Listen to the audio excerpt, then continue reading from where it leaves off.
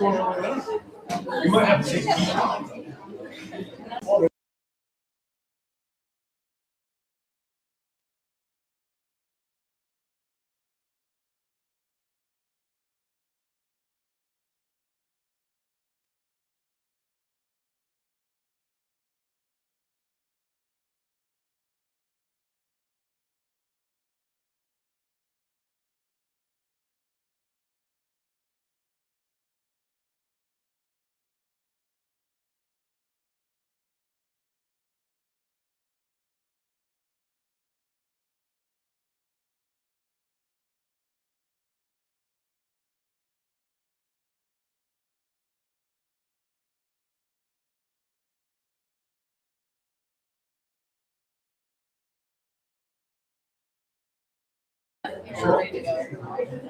Okay, we will call the meeting to order at 6:05. As a reminder, I'll be running this meeting until we have a president elected. So we'll begin with the Pledge of Allegiance. Please stand up.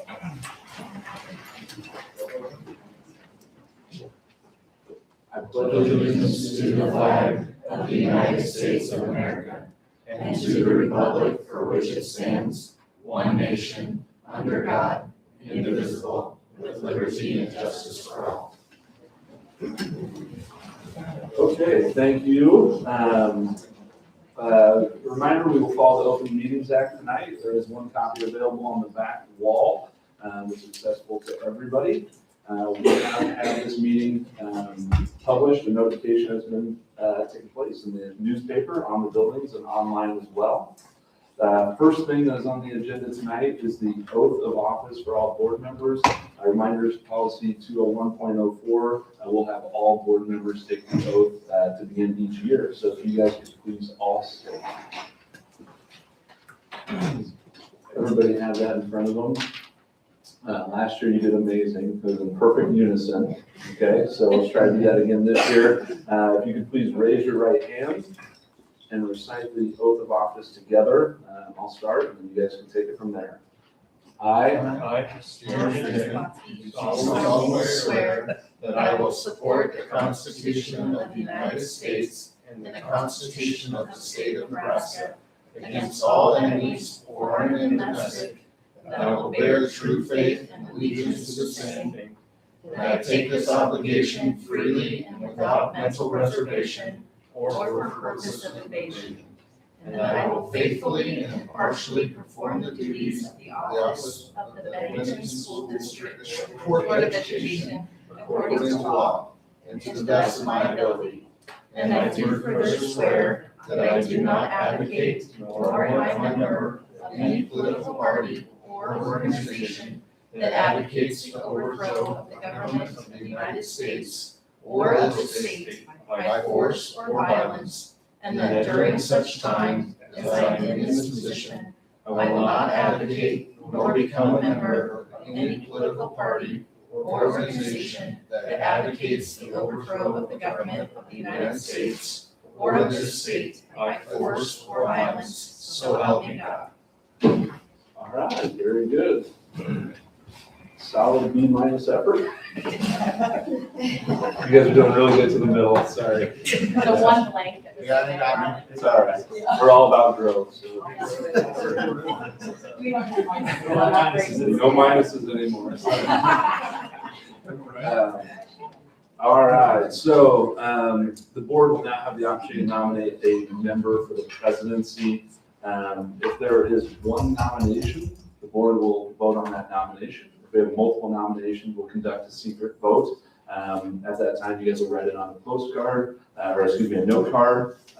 We'll take those, we'll tally them, and we'll provide the results. If we have a president elected at that time, they get to take over the meeting. It would be very sad. I might be in charge here for a while. If there is a tie, we'll repeat the process for 10 times. If there is not a president elected after 10 votes, the highest ranking officer returning to the board become the president for the remainder of the meeting until the board is able to come to a consensus at a later time. Okay. All right. With that, we will entertain nominations for the president position. I nominate Allison Slovatsky for the president. Second. No seconds needed on this one. Okay, Allison has been nominated. Are there any other nominations? Now entertain a motion to cease nominations. Motion to cease nominations. Okay, we have a motion to cease nominations. All in favor, please say aye. Aye. Aye. Very good. All right. Then roll call vote, please. Kara, Yes. Joe, Yes. Steve, Yes. Allison, Yes. Jeremy, Yes. Tim. Yes. All right, we have a president. Congratulations. Thank you. Appreciate everybody's support. All right, next up is, I'll entertain a motion or nominations for vice president. I nominate Tim Dreesen. Thank you, Jeremy. Any further nominations for vice president? Is there a motion to cease nominations? Motion to cease nominations. Thank you, Steve. Jody, call the roll, please. Kara, Yes. Joe, Yes. Steve, Yes. Allison, Yes. Jeremy, Yes. Tim. Yes. Motion passes. All right, next up is treasurer. We have a nomination for treasurer. I nominate Jeremy Dick for treasurer position. Any other nominations for treasurer? Is there a motion to cease nominations? I move to cease nominations. Thank you, Kara. Jody, call the roll, please. Kara, Yes. Joe, Yes. Steve, Yes. Allison, Yes. Jeremy, Yes. Tim. Yes. Motion passes. Next up is secretary. Are there any nominations for secretary? I nominate Steve Shannon. Thank you, Kara. Are there any other nominations for secretary? Is there a motion to cease nominations? Motion to cease. Thank you, Tim. Jody, call the roll, please. Kara, Yes. Joe, Yes. Steve, Yes. Allison, Yes. Jeremy, Yes. Tim. Yes. Motion passes. All right, after all officer nominations, I think we need to approve the slate. So that will be next up. There is, I move to approve the 2026 slate of officers as presented. Second. Thank you, Tim. Jody, call the roll, please. Kara, Yes. Joe, Yes. Steve, Yes. Allison, Yes. Jeremy, Yes. Tim. Yes. Motion passes. This is an important meeting for us, just as our administrative meeting of the year to kind of tie up and kind of remind folks of duties and obligations as board members, approving practices and whatnot. Dr. Plaus, do you want to take us through kind of the litany of items that we need to think about this meeting and make sure we're on the same page? Yeah, we have several things here, here in our organizational meeting for this year that looking for approval on. The first one is just approval of the current board policies, practices, regulations, and handbooks. This is just a reaffirming of all of our board policies, handbooks, and regulations that have previously been approved during the meetings earlier in the year. But we need to do it again here during the organizational meeting.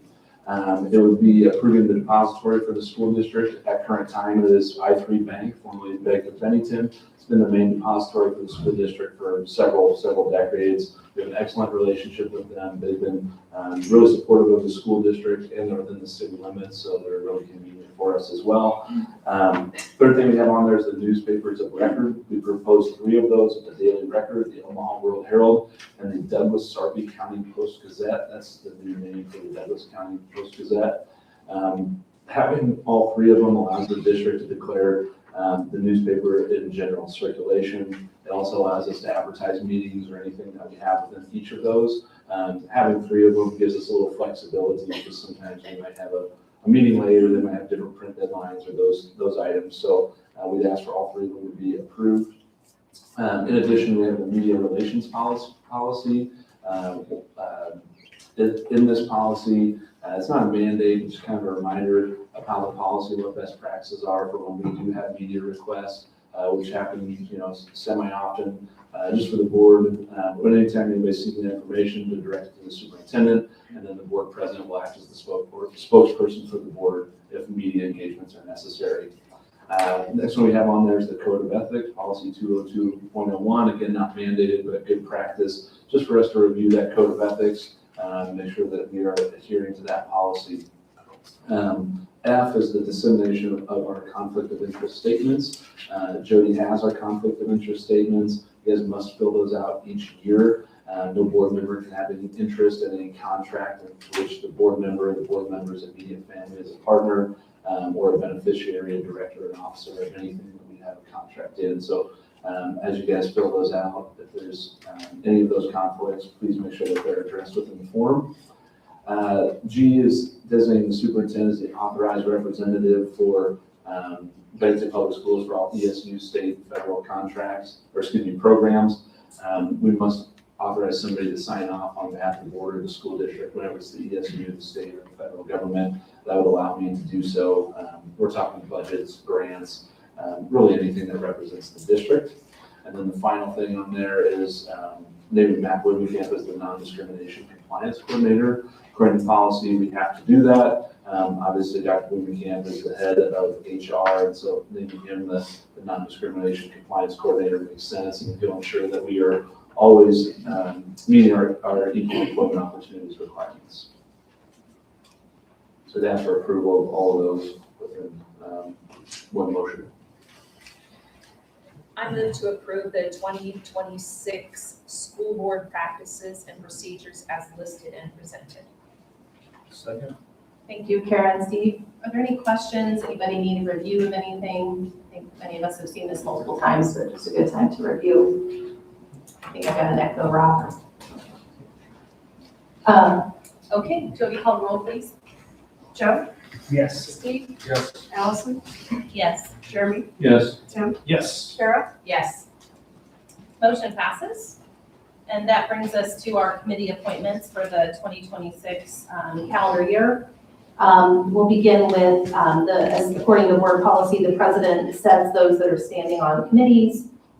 Building and Finance Committee, I think has worked really well together, addressing the second high school and all that comes with that, the financial items. So I propose to keep that the same. That would be Tim Dreesen, Jeremy Dick, and myself. The Curriculum Committee consists of Kara Luber, Steve Shannon, and Joe Pick. Appreciate it if you three would serve again on the Curriculum Committee. And the Policy Committee, which we didn't have a ton of activity this year, but I think that may change this year with just the administrative side of that. So Steve, hoping you'll continue to serve, and Jeremy as well. Some continuity there, I think makes sense. We've gotten most of the way through the policy handbook, and so kind of nice to have the same folks on there. And last but certainly not least, Joe, hoping you will serve as the liaison for the foundation, which is a critical role for us to understand the support they're given the district. So thank you for that, even though past year. All right, there's no motion on that, but just wanted to address each of those items. Are there any questions? Discussion items?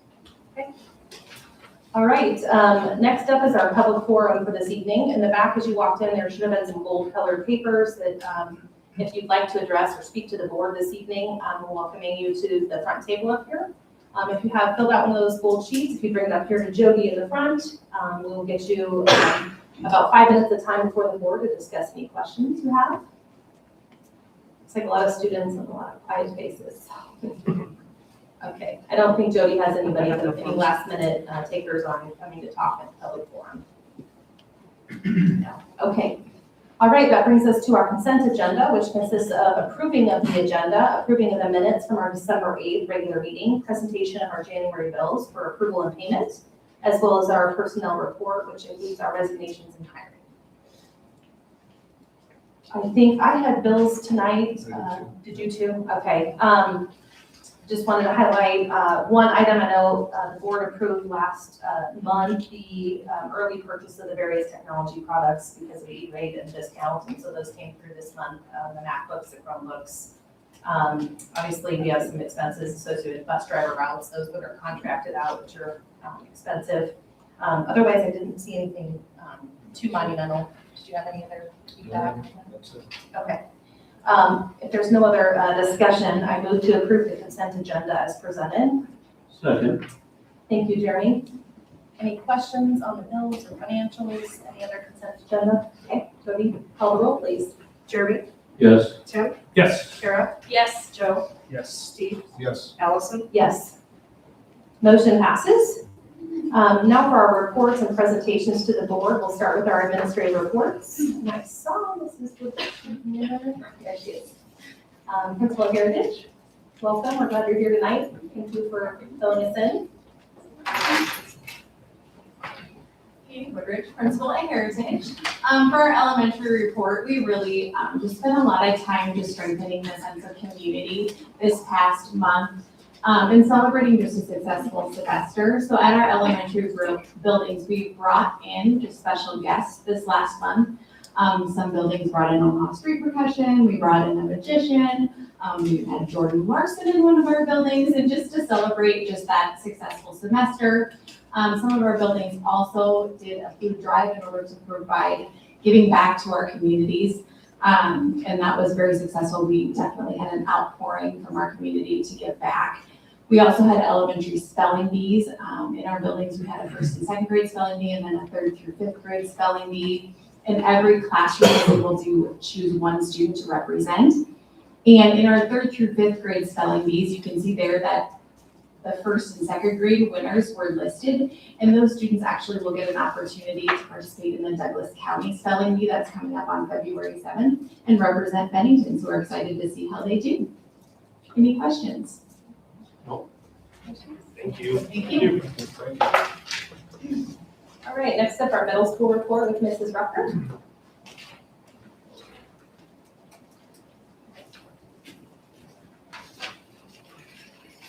Hello, how are you guys tonight? Good. Renee Rucker, principal at Bennington Middle School. Like the elementaries, we spent some time celebrating a strong first semester at both middle schools. We did that by holding mini courses, which has been kind of a tradition for multiple years.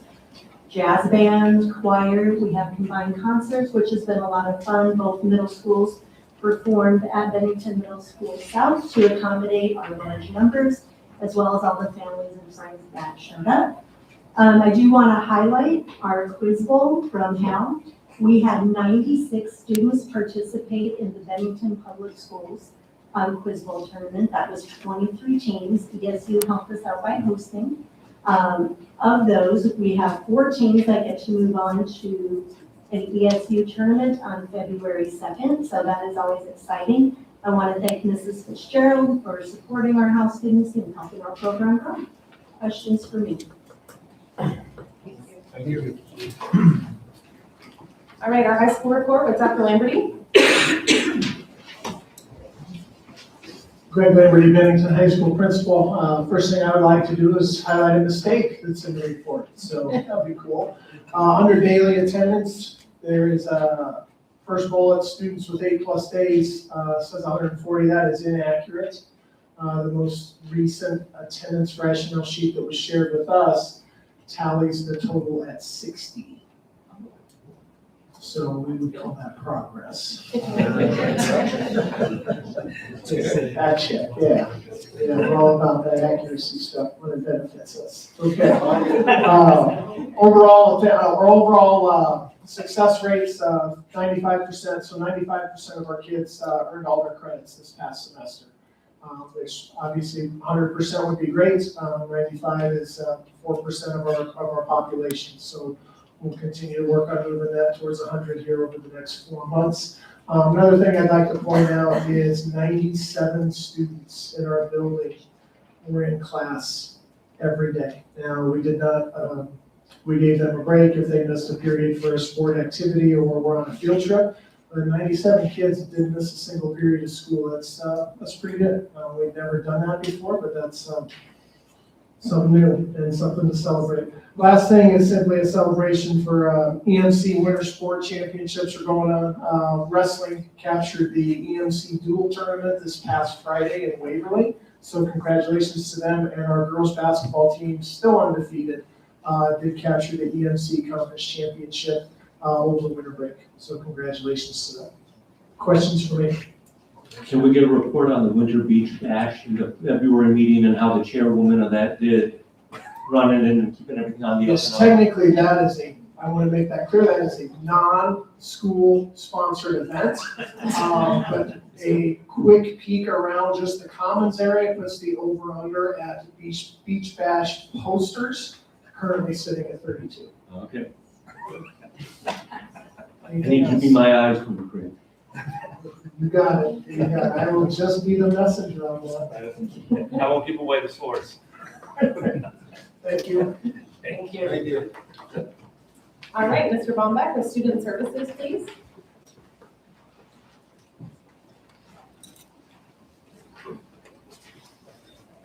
Hello, Dan Bombeck, Student Services. Tonight I'm highlighting the multi-tiered system support behavior framework that the district has in the elementary level. This is year 3 of implementation. It's been going very well. A lot of progress has been made in supporting teachers and students in these areas. Just as a reminder, our tier 1 is meant to serve at least 80% of our student population. As you can see towards the bottom of the summary of that first graph, 95% of our students are being served with that tier 1 service model, which is amazing. That's a great place to have students. That means they're in class, they're receiving support through their teacher, through school-wide expectations, and through the instructional framework that's taking place in there. Moving on to that tier 2, sometimes we don't have, we just have a few students who don't quite respond as well as we'd like to those tier 1 intervention pieces that are just built into their day naturally. In those cases, we provide a little more intense intervention. As you can see, 4% of our students are receiving intervention in that tier, which again, very low number, so we like to see that. Those students, what we like to see is receive a little bit of intense intervention, get back to class pretty quickly. And then that'll be a short duration of time that they need that. They'll catch on to the skills that we're teaching, and they'll be right back in the classroom with the rest of their peers in tier 1 full time. And then finally, less than 1% of our students are receiving those more intense interventions on tier 3. Again, we're looking at providing those skills. They learn them, they get back into the classroom as quickly as possible. They stick with their peers for the majority of the time. As we look beyond that, there are a few more students that need some more intense interventions, but those are a very small number, and we work through some kind of intense team modeling to help those students. Any questions? Thank you. All right, curriculum instruction and assessment, Dr. Tyndall. Good evening, Shannon Tyndall, Director of Elementary Education. I have 2 things on my report tonight that I want to highlight. The first is the Nebraska Reading Improvement Act. We give an assessment, a state-approved assessment 3 times a year, and this is our winter results. Students in K through 3 are mandated to take this state-approved assessment. You can see our numbers. Mr. Bombeck just talked about the tiers of intervention. This helps us identify kids that are at risk for a reading deficiency or currently have a reading deficiency. You can see our numbers from fall to winter decrease, so that's good. It does say that our intervention is working. Intervention, he talked about the tiers. Tier 1, it could be the classroom teacher just intensifying some of the instruction. It could be a reading specialist in a pull-out program, or a more intense, the tier 3 special education. But all of our kids that are identified do have a reading plan in grades K through 5. And what we want to see is that our intervention is working. As you get to 5th grade, you can see the number is redacted because it's less than 10 kids that are on an intervention. Excuse my voice, it's cracking bad. The second thing I want to highlight is our professional learning plan for this spring. Kind of outlines our plans for the next 3 months. We're very intentional about the opportunities in our time and utilize our early release and our in-service days to the greatest impact. Some of the things we do is we collaborate with teachers. We talk about best practice. We look at student data. We talk about how to focus on those kids that maybe aren't responding to intervention in our core instruction. We also look at best practice, bring in experts to train our staff, and really talk about what's happening on a daily basis to improve. Those days are very vital for instruction consistency across our district and school improvement. We love the days we have. It's never enough time, but we do appreciate the early release days and those in-service days. They are highly beneficial to our staff. Any questions for me? Thank you. All right, operations with Dr. Blumenkamp. Good evening, Matt Blumenkamp, Assistant Superintendent. We are starting to ramp up again hiring season here as we get to second semester. As you can see, we have a few positions that are open across the district and anticipate some more as we start to move into second semester here. Job fairs that I'm going to attend here over the next 30 to 60 days. Midland University this Friday. Mr. Feeney's going to accompany me there and do some interviews with some prospective teachers. And then here in about 3 or 4 weeks, we'll head back to UNO for a UNO job fair as well. So continuing to search those out to see if we can get not only teachers, but student teachers to come to Bennington as well, as I've talked to you about in the past.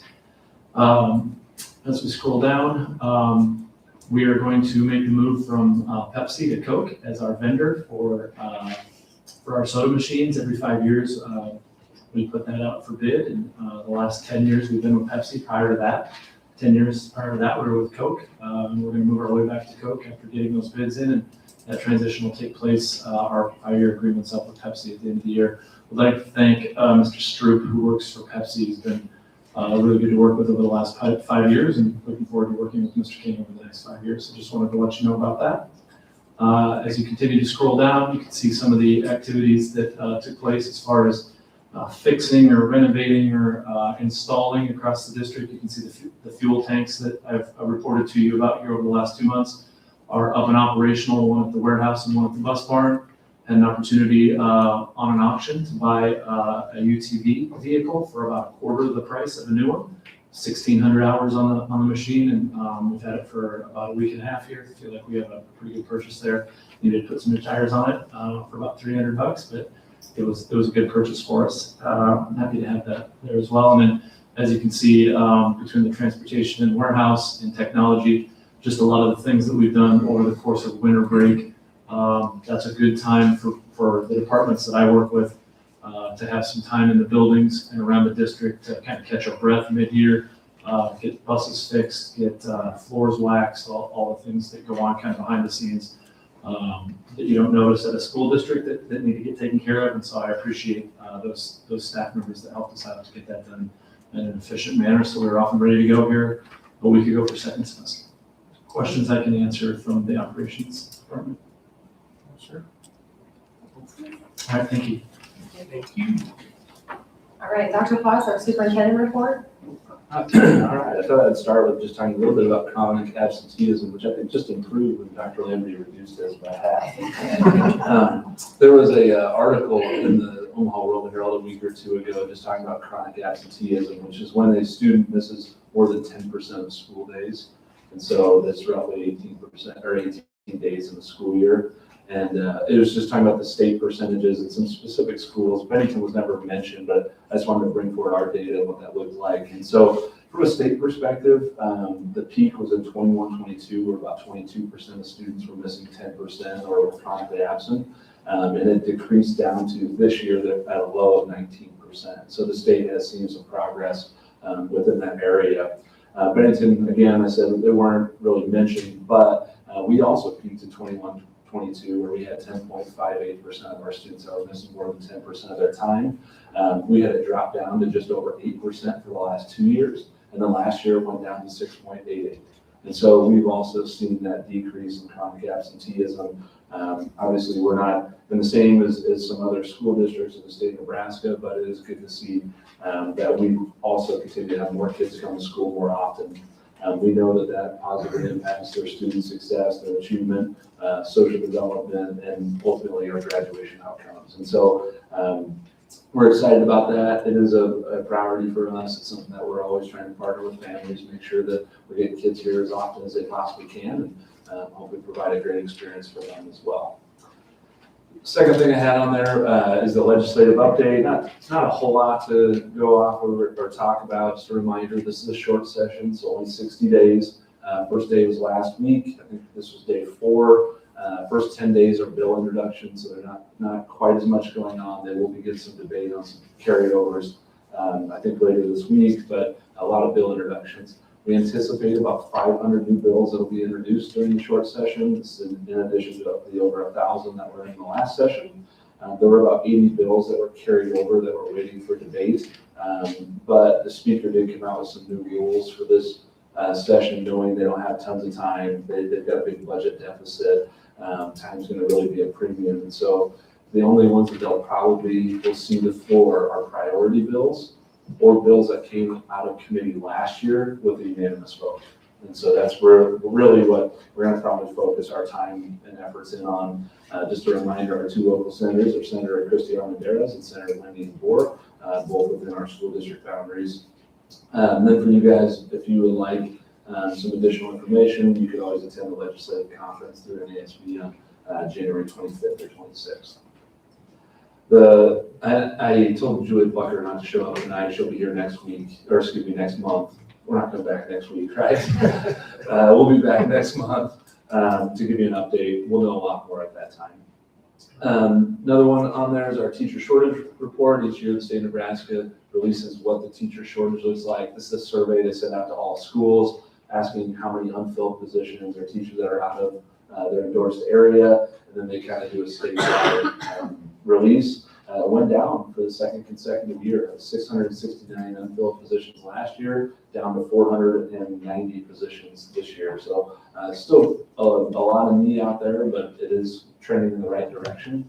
My assumption that would be based on several factors, but one of them could probably be because of some of the certification loosening that they've done. They've allowed people to teach outside or in different areas than maybe they're endorsed. Also made it a little easier for those with 4-year degrees to become teachers, not instead of going through the teacher pathway. And they've also made it a little bit easier on like paraprofessionals or those in the schools to on a pipeline directly to become teachers. So I think all those little things have added up to make a difference, and hopefully we'll continue to see that positive change. Then last, I just want to recognize School Board Recognition Week, which is the last week in January. Obviously you guys pour a lot into our school system for tons of money each year. And so you get a week where we recognize you. And so, but honestly, 1 week's probably not enough for all that you guys do and all the good that you are doing for our community. I'm excited that we're able to recognize you at the last week of January. And I just want to thank you on behalf of the school system and the students and everybody. Thank you for all that you do. And we're excited to recognize you as well at the end of the month. Thank you. Thanks. Questions for me? Questions, feedback?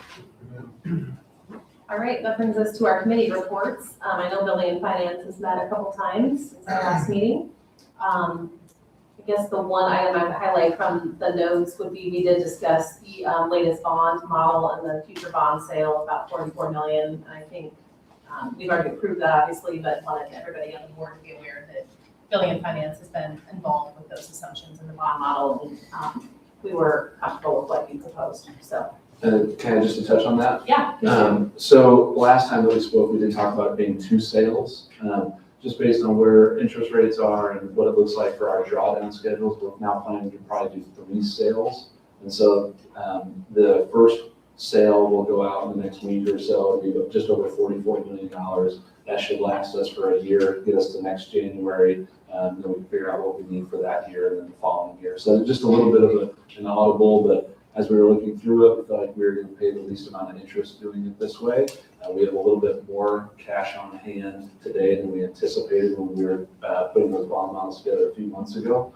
And so we felt like this was the most fiscally responsible way to move forward. Any questions from anybody on that piece? And I'll report on this in February. The sale will be completed by that moment. And so we'll be able to find out what our final interest rate was and all that stuff. So more on that next month. Was there anything from the curriculum committee? I was assuming we'll cover that later. Just wanted to make sure there was any other insight from tenants. Okay. And the policy committee did not meet this month, so no report there. All right, that brings us to our coordinator report which is Mr. Edens. I'm going to discuss our transportation and facilities.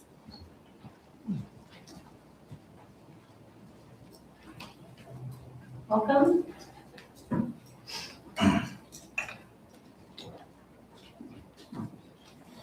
All right.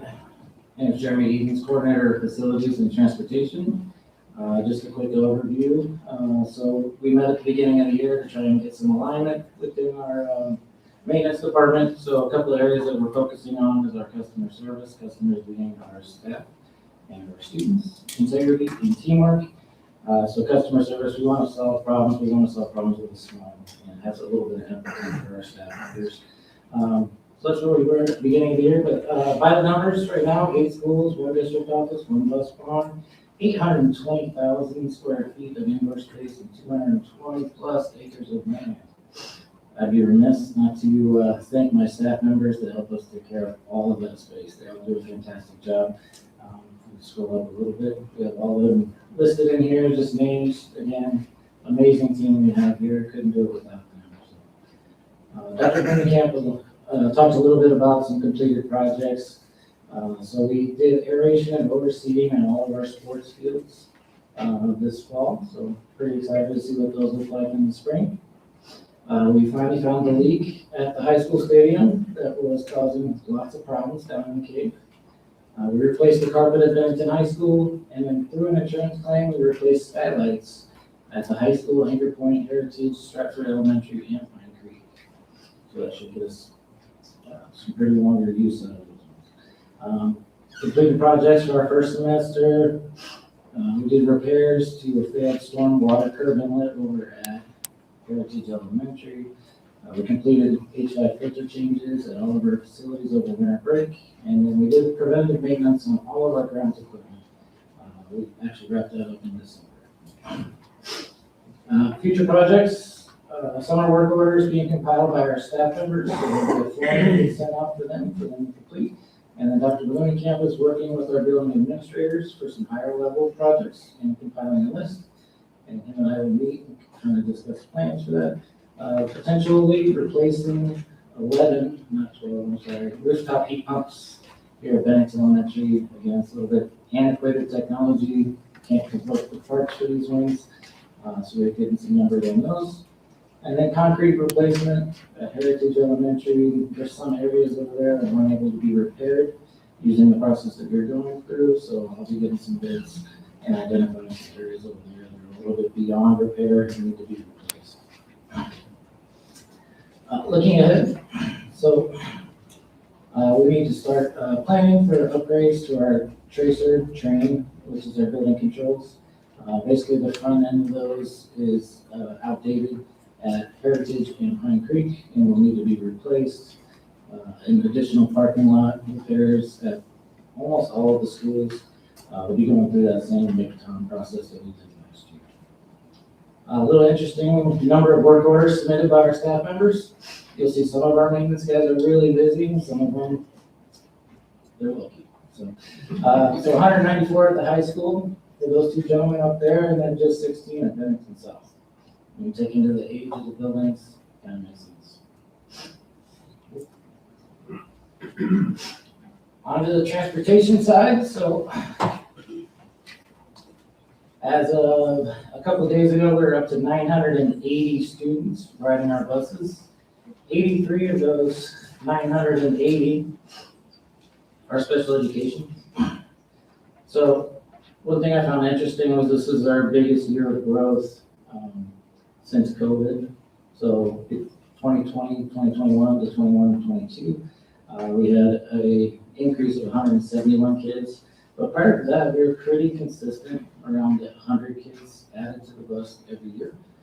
This past year, we were at 90, or we're at about 90 right now. So, but kind of by the numbers, routes, we have 25 daily routes, doing at least 2 runs per day. Some of them do 3. 1,200 miles approximately driven by Bennington school vehicles every day. It is a little bit of a reduction. So last year we had about 83 more miles per day. So always good news. Activity trips, we've done 380 activity trips just in the first semester. That's an increase of 40 trips compared to the same time last year. And 21,000 miles driven just in activity trips. And that's a decrease of about 300 same time last year. So our fleet, we have 41 total vehicles in our fleet, 23 large K-12 buses, 8 special education buses, 2 suburban, 6 vans, and 2 operational vehicles. Drivers right now, we have 17 drivers that are employed by Bennington Public Schools. And then we have 7 contracted through 2 different agencies. We have 2 activity drivers, and we just need to keep an eye on the ever-changing wage market for CDL drivers to make sure that we're competitive and be as aggressive as we can to get those positions filled. As Dr. Bloomington mentioned, we started a relationship with Sapp Brothers. They provided the tanks and the pumps for us at no charge. We got those filled up, and we fueled our first bus today. All drivers went through training today and learned how to safely operate the pumps. But we put out some standard operating procedures for our maintenance guys as well as our bus drivers. So, we will be purchasing diesel exhaust fluid through Sapp Brothers as well. Purchasing in bulk through them is going to save around $2 per gallon. And so far, August to December, we've used about 880 gallons of diesel exhaust fluid. So a little bit of savings there. But Sapp Brothers is going to provide us with the tote and the diesel exhaust fluid pump at no cost as well. Any questions for me? Sure. Thank you. Thank you. Thanks, Jerry. Thank you. Thank you. All right, that brings us to our spotlight report, which is on safety and security with Dr. Bloomington. Okay, safety and security. Obviously, one of the highest priorities that we have here in Bennington is to keep our staff and our students, faculty safe, and that's one of the portions of my job here as assistant superintendent. All right, our safety and security team, you can see quite a few names on this list. We meet 4 times a year. A wide variety of staff members across all of our school buildings, also include our school resource officer, our school nurse. We do have a community member, Dave Lakin, who's volunteered to be part of our safety and security team each of the last 2 years. Appreciate that. Want to thank Dave for his time to come in and meet with us on all 4 of those meetings. But we do meet 4 times a year with safety and security to go over everything that we want to make sure we cover throughout the course of the year. Again, quarterly meetings, that's part of Rule 10 and part of our ALICAP responsibilities.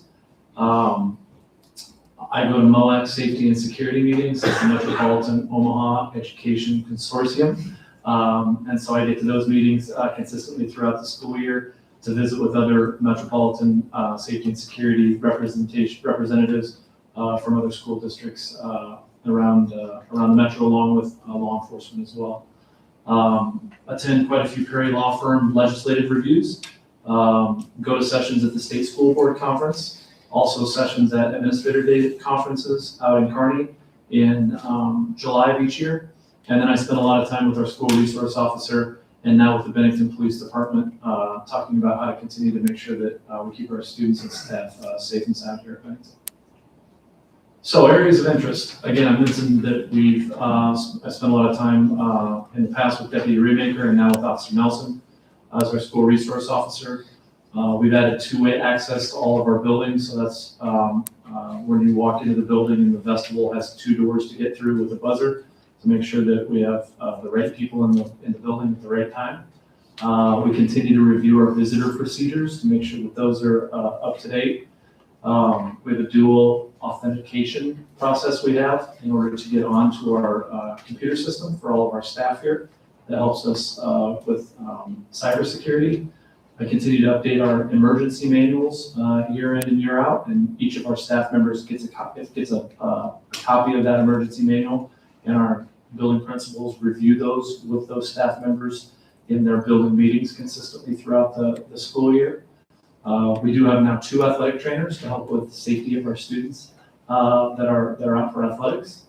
Continue to work with our school resource officer to look at our crisis plan year in and year out. So those emergency manuals, the crisis plan, the reunification plan. If you remember at the beginning of the year, I'd send you an email with 4 or 5 really long documents that I'm sure you sit up at night on the weekends and read for pleasure. But those come to you consistently year in and year out, and we're constantly looking to make sure that we're up to date with those as well.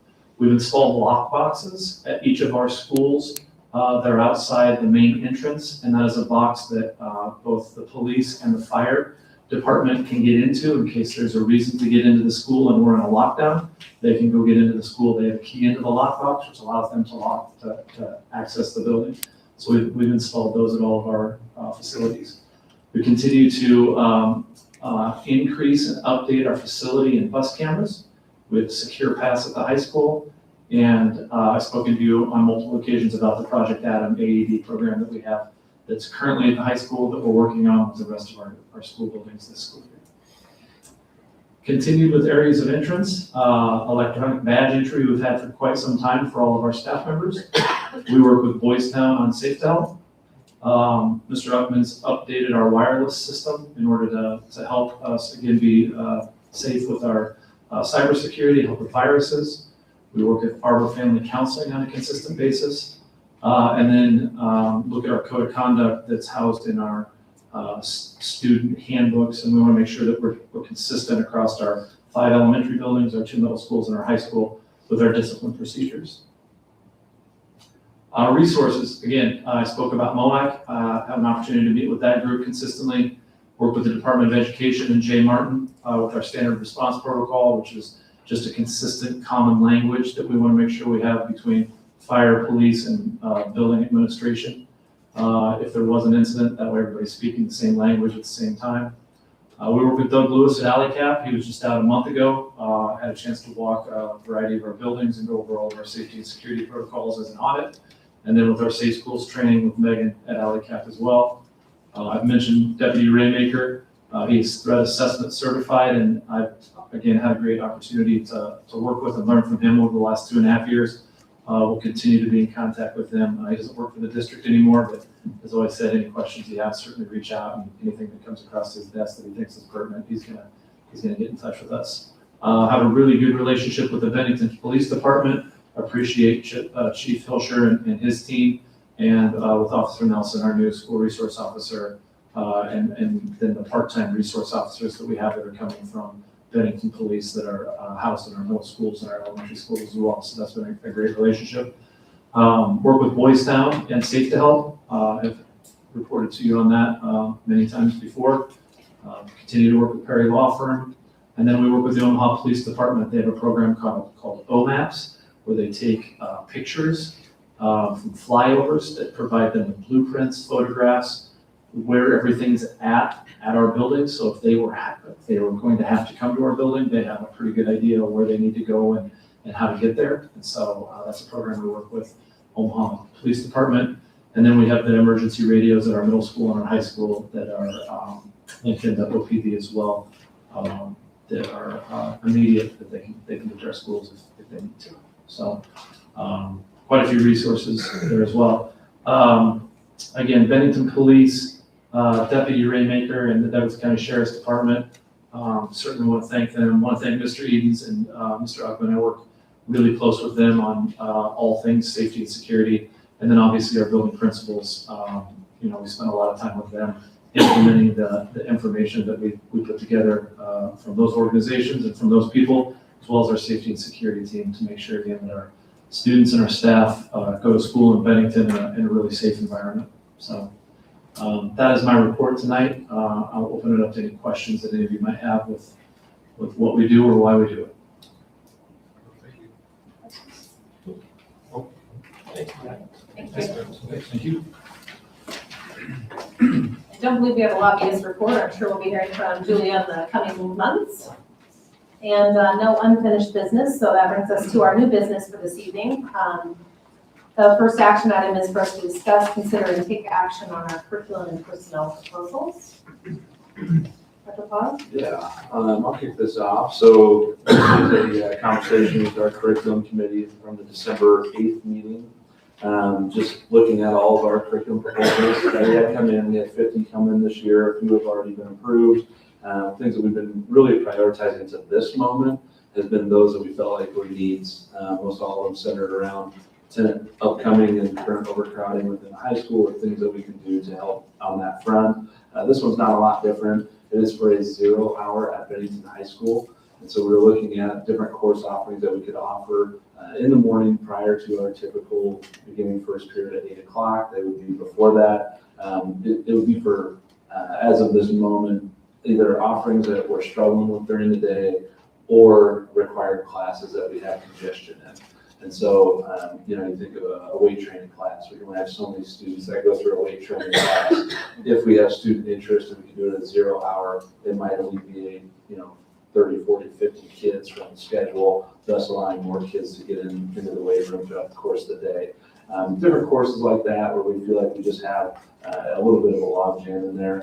And so we don't know, we're estimating it's gonna be $37,500. It depends on student interest, it depends on when the scheduling shows up. Is this gonna be 2 classes or 5 classes? We feel like this will probably be a worst case scenario, but we'd like approval to add 0 hours to Bennington High School.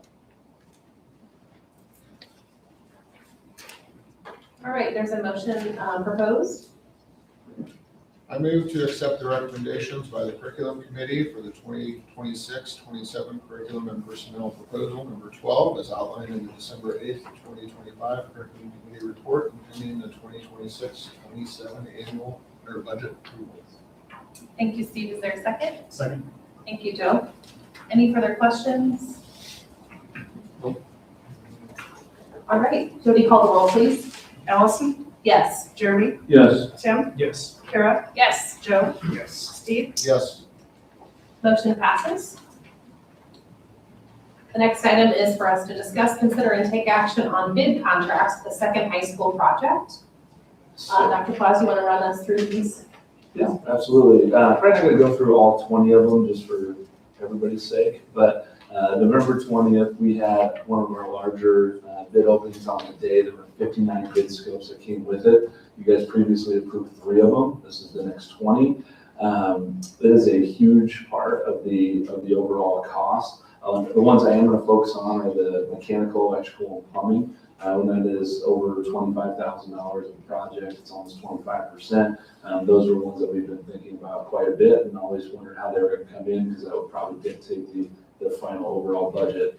Mechanical did come in with Salt Lewis at $9.2 million, which was about $1.5 million under budget, which really set us up for success. Electrical came in with Allied and they were just under budget. Then plumbing was Christopherson, about $200,000 over budget. And so those are ones that we worked really closely with Hausman and DLR, just ensuring that we had great contractors, people that we knew that could not only complete the project, but complete the project with the timelines that we had outlined, really credible vendors, and such a big part of the overall. And so we're excited to have those as our vendor partners and also come in under budget like we talked about.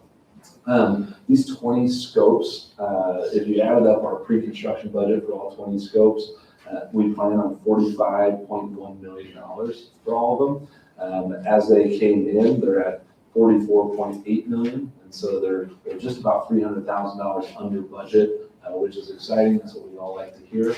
And so we'll see how those final bid scopes come in over the course of the next month. Hausman continues to verify and make sure that all the bids are the same, and then every bid has exactly what we intended for the project as well. And so hopefully we get this closed out at the next February meeting.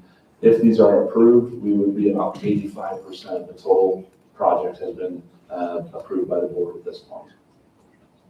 So we're in pretty good shape right now. Thank you. Any questions from the board?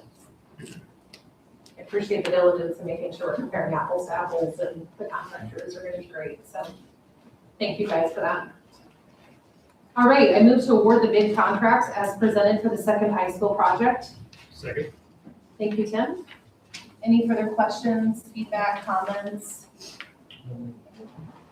All right, Jody, call the roll, please. Jeremy? Yes. Tim? Yes. Kara? Yes. Joe? Yes. Steve? Yes. Allison? Yes. Motion passes.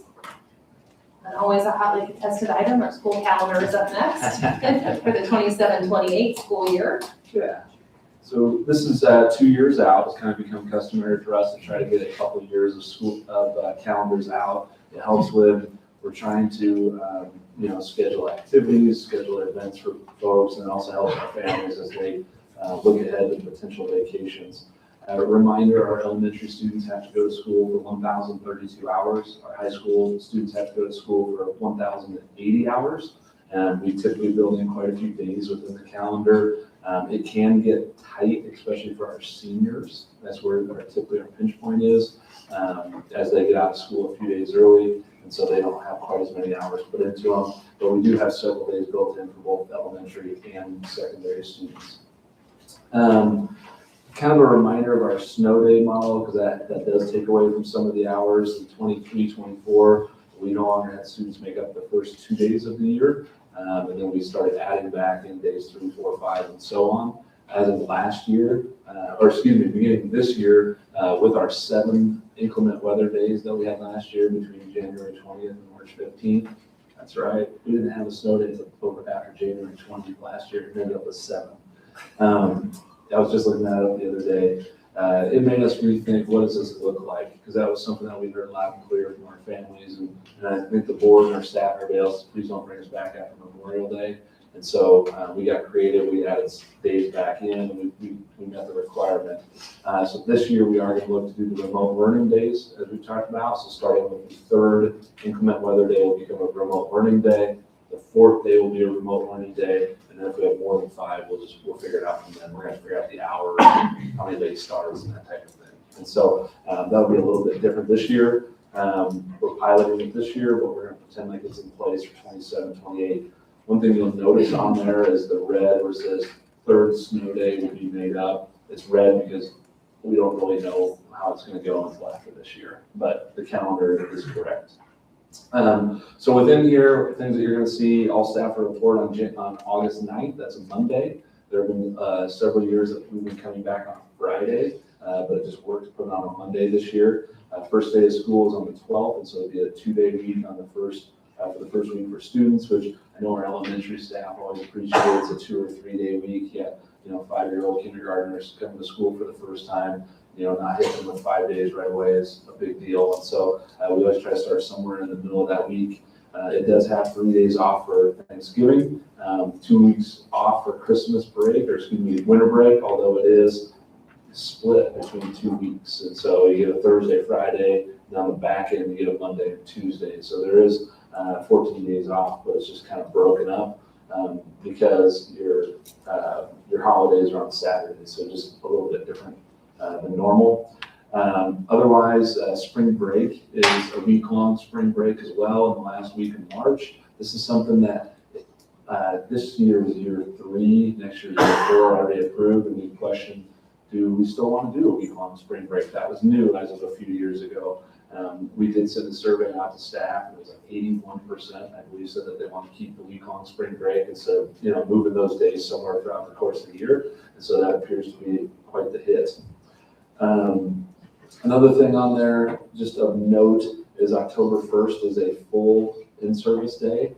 If you remember, this year we had a half-day collaboration day in there where we really diving into student data. That was the whole purpose of the day, is let's dive into student data. Let's make sure if there are areas that our data is showing we need to improve on. We've done it early in the year. We've got time to make that adjustment. We wanted to make it a full day, but the schedule didn't allow it. This year it does. And so we're excited to have that full day on October 1st. Where this year we put it at the beginning of the year, just because that's how it played out. One thing I think that we're starting to feel a rhythm with our school calendar. You're starting to feel the same thing roll out each year, which I know our staff appreciates. I think our parents appreciate just kind of having an understanding what it's going to feel like each year. It feels like we've worked through many pain points that we've had. For the most part, obviously no calendar is perfect. It's never going to make everybody happy all the time, but we're starting to find a rhythm of what we feel like is a non-negotiable and then what we're able to adjust on. So feeling pretty decent about this. One thing about this calendar that's a little bit different is finally Memorial Day got moved back. And so it's been super early the last couple of years. It's on May 29th and 2028. And so our final day is actually Wednesday the 24th. And so that also gives us a couple days of buffer in there depending on how it all plays out. So we have not had that in a couple of years. So it's exciting to have a little bit of flexibility. Not really looking for approval tonight as much as input, feedback. If there's something in here that you can't live with or you've heard about or you want us to go back to the drawing board on, we appreciate hearing about it before bringing it back next month. Any feedback from the board? All right.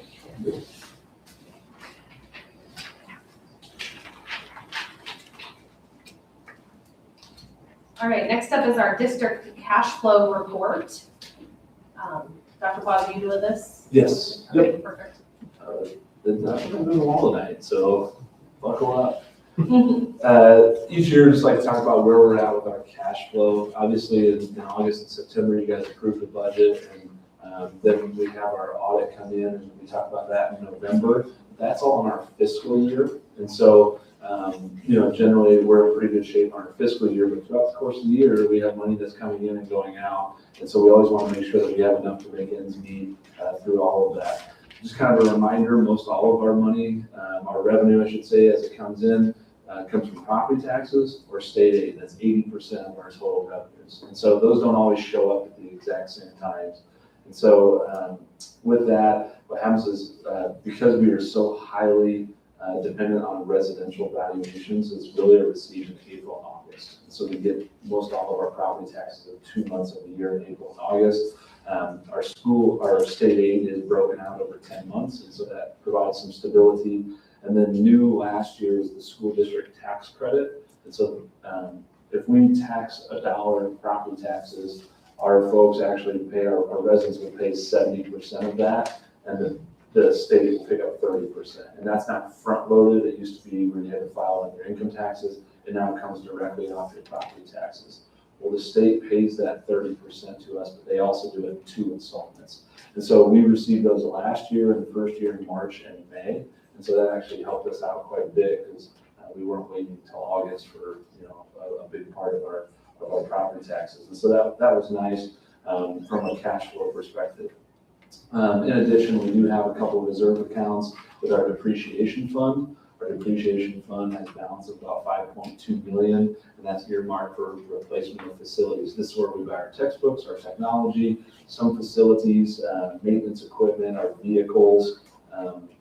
And so that comes out of our depreciation fund. The other one is our special building fund that can only be used for capital projects. This is where the building of the second high school, or when we have an addition or anything that we have capital project wise, it comes out of special building fund.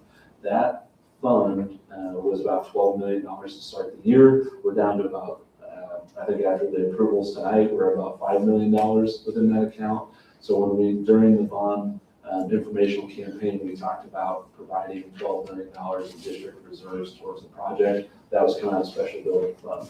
When the bonds sell, the $44 million on February 1, that'll get deposited into our special building fund so we can continue to build that building as well. So you'll see that one, it'll vary significantly. Coming back to our general fund and the cash flows, a reminder, last year we paid $2 million out of our general fund reserves to help pay down the bonds. We felt we were in a position to do that at that time, and obviously we want to prepay our bonds the best that we possibly can. We're not in a position to do that this year. We're still in okay shape as far as our reserves. You'll see the biggest pinch point would be February. We're anticipating being down to about $2.6 million in our general fund. There are times at Bennington Public Schools and other districts I've been to a point where they have to borrow money during that month or months to make payroll. And then you'll see by the August, when it shows up at the end of the fiscal year, we have $13 million there. And so it's just a timing issue of when the money comes in and out. But we're in okay shape. We've got $2.6 million of additional money there. There shouldn't have to be any borrowing between funds or to make payroll of any kind. Our reserves are in solid shape. We began the year at 24%. I think we'll end the year somewhere around there. That's really important for us because as we continue to grow, the 24% is a different amount of money every single year. And so we don't want to spend those down too much because they'll dwindle pretty quickly, so, especially as fast as we grow. Questions on the cash flow or what that looks like?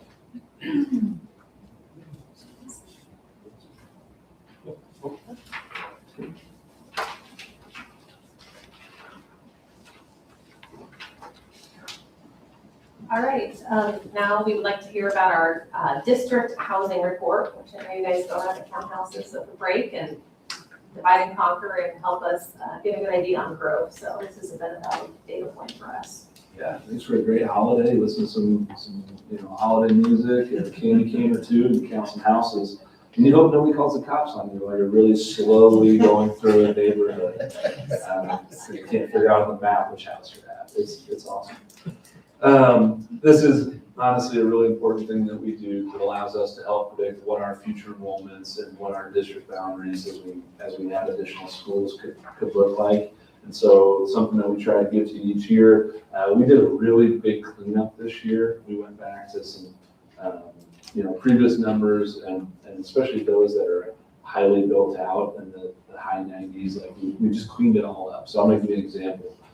Majestic Point and Majestic Point 2, they're right next to each other. They're two different subdivisions. Majestic Point had been done a long time. Majestic Point 2 was fairly recent. We combined them and made them one because they all go to the same elementary. They all go to the same middle school. There wasn't really a point to separate them. We did that with a whole bunch of them throughout the course of this winter. And so we feel like we're in a really good place moving forward. The 2025 data shows there were 255 homes added last year. For comparison, there were 256 homes the year before. And so construction was almost consistent year over year. We currently have 180 homes that are under construction. That is 55 more than last year. So we do have more construction, homes under construction this year than the previous year. There are just under 1,800 lots that will be developed within subdivisions that are currently being developed. So you think of Kempton Creek across the street, it's maybe 20% full. I'm not looking at the chart. Well, we have 1,800 lots in those subdivisions. They're already being developed. There are already homes there. And so those are ones we know they're going to be the first ones to pop up. And so we track those. 444 of our 487 large-scale rental units are occupied. And so any rentals that we have within our district are generally highly occupied. There are 43 that are available for rent. As I kind of refine the data down, we're finding about 0.05 students per rental property right now in our district, which is super low. There are other districts that's higher, but for us, we generally don't see tons of students that are coming out of our large-scale rental properties, at least not at this moment. There are 154 of those under construction this year. And so West Line is adding 89. Ringwood Rentals has, I think, 60 left that are yet to be completed. And so we do have 150 large-scale rentals that will probably be online by this time next year. Last year, there were 0. There wasn't a single one under construction. And so that is a little bit of a difference. And then we have 1,140 lots that are platted for development, but not currently under construction.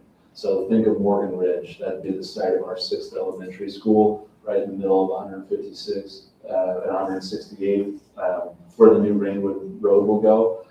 There's no homes. It's not under construction at this time, but there are 1,200 of those type of lots that are platted for development still in our district. So we're still right at 3,000 lots that we know are going to come here. The question is how quickly and where. So interesting facts, construction numbers are up. That's something for us to know. We got those 3,000 lots that are available for development at this point. There hasn't been a significant increase in new platted developments. We have not seen a lot of new plats or subdivisions that are on the rolls over the last 2 years. And so like almost all of the corridors filled up as far as being platted and ready. We haven't seen a lot on the outsides yet at this time. And so I think that shows us that we continue to have to focus on what's gonna take place in that area, which has been good for our planning because that's what we planned on several years ago as well.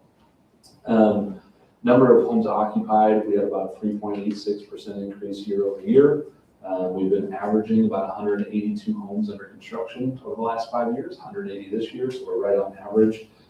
Then our occupancy increased 326 homes, or excuse me, our average occupancy has increased 326 over the last 5 years. So all of this is going to really help us. A reminder, we have RSP and Associates coming in to do a demographic study here in the spring. And so they'll be able to see our housing numbers. They'll be able to see our information in addition to what they bring in. Data is power as we begin to build boundary lines and look at where our next schools are going to show up. So we're excited for them to come in and see what they bring to us. And then we feel like we've got great data for them as they're building their models. Questions on the housing report?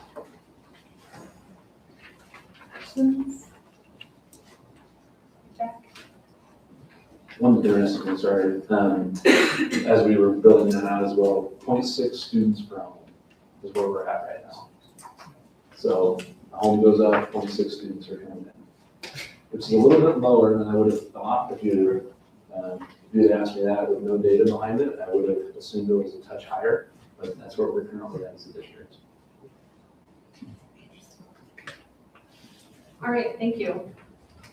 All right, next up is for us to discuss, consider, and take action on the Bennington Public Schools strategic plan. And a project of many months. Appreciate your letting the board participate and provide feedback. And we can spend some good discussion with the community as well. So thank you for that. Interested to see your presentation. Yeah, we're super excited about this. Kind of a little bit of the history on it. Bennington Public Schools had a strategic plan that was in place for almost 15 years. I think it served the district really well, had excellent goals. It was updated as it moved through. When I was hired in 2024, July of 24, right away, you guys asked, we probably need to update our strategic plan. And it was just time. Let's think about that. We had a lot going on within our district, obviously. In addition, we didn't really know what was going to take place at the high school. And so it's hard to develop a strategic plan when you're not certain exactly what 4 of your grades are going to look like. And so it continued to get delayed. In May of 25, though, we kind of knew where we were going. And so we partnered with Corica Communications. They helped facilitate this. They brought in stakeholder input through surveys. Everybody in our community got the opportunity to take the survey. We had focus groups that you guys were part of with teachers, support staff, students, parents, community members, Board of Education, administrators. And so we had several different focus groups that came in, and then we had discussions with several others as well. What I thought was really interesting is a comment that came from Corica Communications where afterwards it said, we met with all those people and what we found was everybody said the same things. They were not getting like one group said one thing and the next group said something different. It really was fairly unified between each one of those focus groups and what they felt like the needs for the school district were moving forward, which was great to hear. I mean, it's good to know which direction you need to row, and everybody believes that's where we got to go as a district. So we're excited about that. We really feel like this plan is going to address where our community wants us to go, and our parents and students and everybody else. So with that, as it came together, we began coalescing around different goals. And so the first goal that we have is growth in community. Something that we continue to hear is we want to make sure that we continue to have that small school feel. People come to Bennington because they want to be part of a small school. We know that we're going to a second high school. We know that we have 8 buildings right now. We're becoming a bigger district. But as long as we possibly can, let's continue to have that small school feel. And so that came out several different times from several folks. And then in addition, what we heard is we don't want to get behind. We don't want 40 kids in the classroom before we build another building.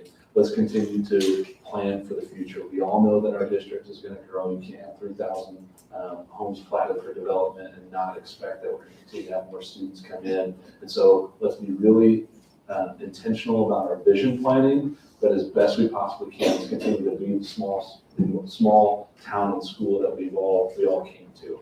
And so ultimately that came to goal number 1, that the district will proactively plan for future growth while striving to foster community pride. And so that's the overarching goal. The 2 strategies that we have underneath. And so the big goal is that the strategies are unity between all schools in the community, and then intentional vision planning. And so that's our first goal, and that was pretty overwhelming. Every single group growth, everybody knows the growth's coming. We also want to make sure that we keep our community intact. The second goal centered really around our systems and how we're going to operate as a school system. When you go from 2,000 students to 4,500 students in 10 years, and you're 1,000 students 10 years before that, we've grown really big, really fast, and sometimes our systems haven't quite caught up to that. And so what do we got to do? We've had amazing outcomes academically. how do we make sure that we continue that long in the future by setting ourselves up for success? And so goal 2 is every student will have access to effective instructional practices and expanded opportunities to achieve educational excellence for future success. And so the first strategy under there is supporting students. Ultimately, our MTSS-A, our academic process, and then our MTSS-B, our behavior process.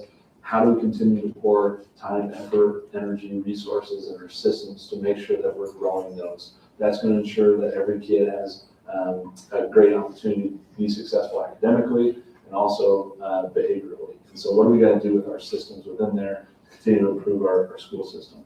The second one is our instructional framework. How do we ensure that every teacher that we have knows exactly what great instruction looks like, what our expectations are for instruction as a district, and how do we grow that out and ensure that we're also providing what they need to be successful. And so that was kind of the second strategy.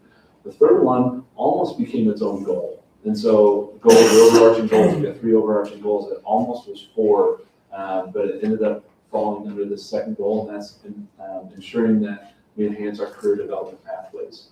This is opportunities for kids. We want to make sure that every kid has an opportunity to be successful. And so what are we able to provide at all different levels?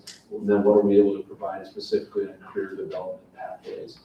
Some of this is going to naturally happen. We'll have 2 high schools. We have an opportunity to have different CTE courses within each of them and allow kids to go back and forth. But what else are we doing to make sure that every kid leaves with either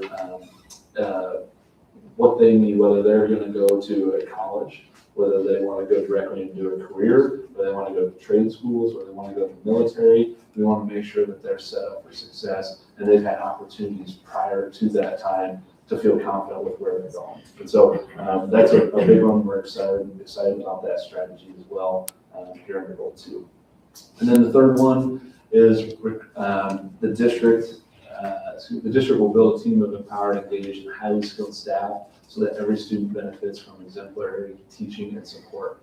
Something that, we reported on earlier, the number of openings within our state. We understand that not as many people are going into education as they did prior to. And so we're in an arms race. And I'd like to say something different, but that's just true. Every school is out there competing for a smaller number of people. And so how do we make sure that Bennington recruits the best people that we possibly can, make sure that we have amazing educators and staff members that want to come to Bennington Public Schools. And then the second part is how do we retain who we have? We have amazing people here. How do we make sure that they want to show up the next year? And so those are 2 of the strategies that we wanted to focus on. And the third one is one I didn't necessarily anticipate, but came out of all the focus groups and surveys, and that is professional development. What we found is our staff is craving professional development. We're wanting to ensure that they find ways to become better at what they do. You think about educators, they're all learners by nature. And so what can we provide them as learners to make sure that they feel like they're able to give the kids what they need within the classrooms? And so that was one that came out pretty loud and clear afterwards as well, enough to become a strategy under this goal. So those are the goals. So as we start to look at what's next, if approved, this will serve as the foundation for our district beginning of next year. So this is not a 2025-26 strategic plan. Our goal is, and if it is approved, this is good because what it allows us to do is spend second semester in the summer really planning on how are we going to ensure that this gets implemented really well in 26-27. So it started in 26, it would end in 31, but we utilize all this second semester for that. And so we just kind of created a small, timeline of what that would look like. First thing is we build action teams. So within each of those goals, we would have a team of 6 to 12 people. They'd be able to look at what the responses were and start to build out, okay, how are we going to work our way towards these goals? What are our action steps to continue to move our district forward? And so we start building those action teams here in the winter. Within there, those teams will look at what they feel like we need to do to make that progress. Obviously, this is all going to be reported back to the board.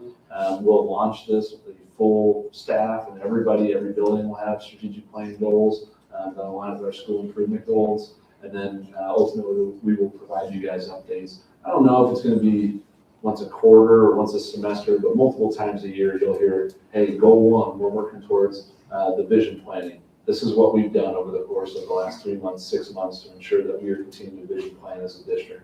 That way you guys can ask questions, provide input. And it's going to be a little organic in nature. Some of those strategies under the goals, you might be able to check them off. And so one, I would give an example of the instructional framework. And so that is what we want every teacher to have as they provide instruction on classrooms. As we develop that, and we're getting close to having that, and then we're providing professional development on it. And then we feel like we have the systems in place to make sure that there's some accountability that comes with it. That's probably not a 5-year process. And so in a couple of years, that strategy may fall off. For input of the board and others, we might say, okay, here's something else that we need to put into place as well. But it'll be a little bit organic, but also something that will really guide us in our decisions, our discussions, and our financial resources too, as a district for the next 5 years. Questions on all of that? That's great. That's good. Nice job. Questions, feedback? I don't have any questions. I just want to say I appreciate you going through this process. I know when I came on board last January, it was, we want to do this, but figure out what we're doing with the school. So seeing this all come to fruition, I know there was some talk about with the district office lead this effort, so knowing, partnering with Cortica, having someone who's unbiased go through that process to be able to help guide that so it can become like, well, this is, not Moving Camp's plan or Aaron Plaza's plan, it was, this is the district's plan. So I really appreciate having that perspective in this process. So seeing this come to life has been exciting. Questions? It was good, and thank you guys for your involvement, and, obviously want to thank everybody that was a part of it. It's been, I think, six months or so that we've been working on this, and a lot of people have put in a lot of time. Specifically want to point out Stacy Hahn as well for a lot of her organization behind the scenes making all this happen. All right, I move to approve the Bennington Public Schools strategic plan as presented with implementation beginning for the 26-27 school year. Thank you, Tim. Any further discussion, comments, feedback? All right, Jody, call the roll, please. Jeremy? Yes. Tim? Yes. Kara? Yes. Joe? Yes. Steve? Yes. Allison? Yes. Motion passes. All right, and that brings us to our last item for this evening. We have an executive session scheduled for certificated staff negotiations. And before we take a motion on that, we do not expect action coming out of that session this evening. And a few administrative reminders. Our next meeting is February 9th at 6 o'clock here in the district office. And then we will have committee meetings, obviously, throughout the month. And lastly, for the board, if you're interested in the legislative conference, as was mentioned earlier, that's January 25th and 26th. So I move that we enter our closed session for the purpose of holding a strategy session regarding collective bargaining as an executive session is clearly necessary for the protection of the public interest. Thank you, Tim. Jody, call the roll, please. Jeremy? Yes. Tim? Yes. Kara? Yes. Joe? Yes. Steve? Yes. Allison? Yes. Motion passes. Students, if you have forms you need signed, please come up and the board will be happy to sign those for you or have an administrator.